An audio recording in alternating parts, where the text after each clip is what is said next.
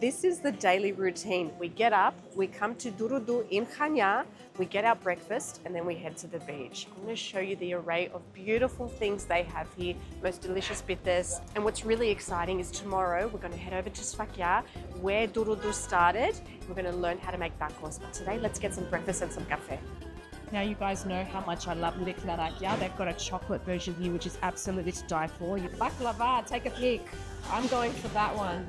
Those green pistachio baklavas, so that they've got these tiny desserts that are just, I don't know where to start. Kalimera from Sfakia. This is a day that I have been looking forward to. I'm in Sfakia, south of Crete, and this is where it all began for NtouRouNtous. We are going to see the process of how baksimadia are made. Crete, famous for its tacos. We're going to see the process of how they make it. Still really traditional methods.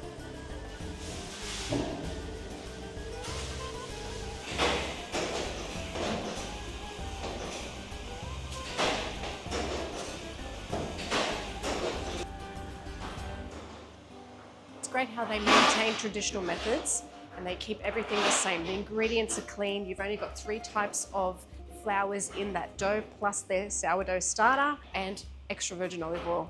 Big respect. Αυτό τώρα είναι κρύθινο. Είναι πριν το στάδιο της ξύρανσης. Ναι. It's very much like bread. You can feel that it's moist. Μετά το ανοίγουμε έτσι. Ναι. Ναι, και μετά μπαίνει στο φούρνο για 5 με 6 ώρες να στεγνώσει. 5-6 ώρες, ναι. About 100 degrees. So it's a really slow and low bake for the baksimadia to dry out before you get them packaged in exactly how you buy them. So I should have mentioned we're making Sfakiani Pita here, which is one of my favorite Cretan specialties. It's popular mostly in Sfakia.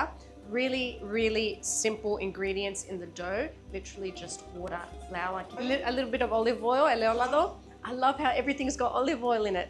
And you just roll out the dough, you put a ball of mizitra right in the center, close it up, press it down, and roll it as flat as possible. And you've got yourself a really thin pita with mizitra inside, and you serve it with honey. Very nice. So you've got that really thin pastry. If you open it up inside, you've got the mizitra in the center. This is why I come to Sfakia. You can't go wrong with Cretan honey. Would you like to try some? That's so good.